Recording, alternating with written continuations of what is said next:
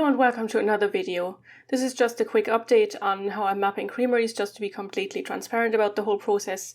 I have been in contact with Professor Práncis Breanach, and I hope I pronounced that right, from Maynooth. He's a Professor Emeritus, and we have been in contact for a couple of weeks because he's done some research into creameries in his spare time, which I'm sure he didn't have a lot. But he has found out a lot about them, and he just sent me an article that he wrote in 2017, or he published it in 2017 anyway, called Creamery Attacks, and it's about the creameries that were attacked during the War of Independence. And that was one of the reasons why I wanted them mapped, is to show these were attacked in the War of Independence. Is there any correlation? Where's the nearest RIC barracks and those kinds of things, which won't work because RIC barracks aren't mapped because there isn't a tag for them on OpenStreetMap. But it is a start to have the creameries mapped, and I have looked at his map. He has a little map in his publication, which looks like a map that you will find in an academic article. It was a bit difficult to find all the locations because he only uses the place names, obviously. But as you know, in Ireland, a lot of places have the same name, especially when it's something like Grange. So I found most of them, and I tried to see then if the creamery was on the British War Office map, which was the case for most of them. And then I checked if they were still visible on the satellite view, which wasn't the case, because obviously if they were attacked and some of them were burnt down completely, they're gone. Sometimes I found buildings in the location still, and I didn't mark the whole building as the creamery then because I wasn't sure if it was, and I can't judge from the satellite imagery.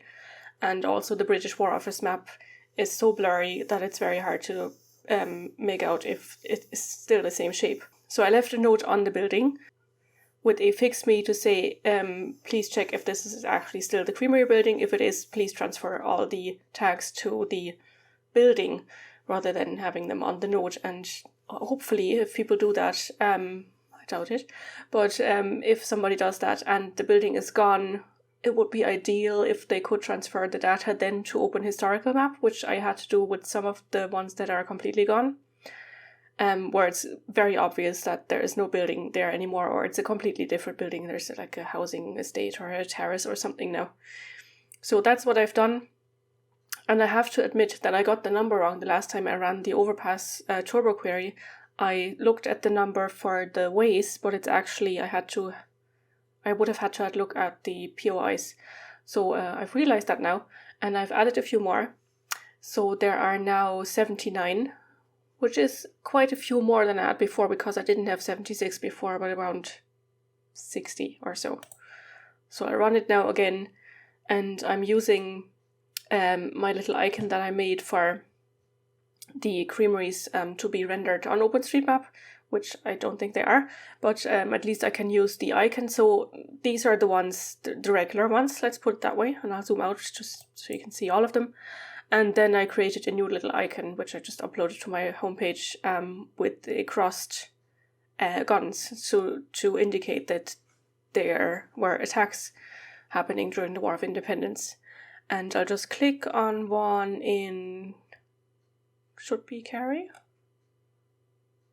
Could be. Let's use one in Tipperary. So I put in the description, attack during the War of Independence, and then the usual historic creamery, the name, and then as a source I gave his article, Práncis Breanach Creamery Attacks 2017. I should have also added British War Office map with this one. Yeah, I made a little preset then in JOSM, so most of them will have both of the sources. Yeah, so that's really all I wanted to say, and I'm not happy about this blank space here between Sligo, Donegal and Limerick, Kerry, Tipperary. I hope somebody will go and find more creameries there and map them. So there's 79 now, which is a good number. What I also noticed when I was mapping them is that the early ones that aren't co-op creameries but that started off as private ones, I think, don't have enough data yet to say, they often are near a smithy, which again we don't have a tag for on OpenStreetMap. Would be great because of course, smithies were like the motor garages of their time. People came there with their horse and cart, and if you were delivering your milk and your cart broke or something, or you had a minor thing to fix, what better way to combine the two? Go to the smithy as well and have your horse shoed and whatever you do in the smithy, or get your tools fixed, and just leave your tools there and have a little chat at the creamery with all the lads. I think that would be an interesting thing to map as well. And some of them are really beautiful. Some of them have the entrance, they look like a horseshoe.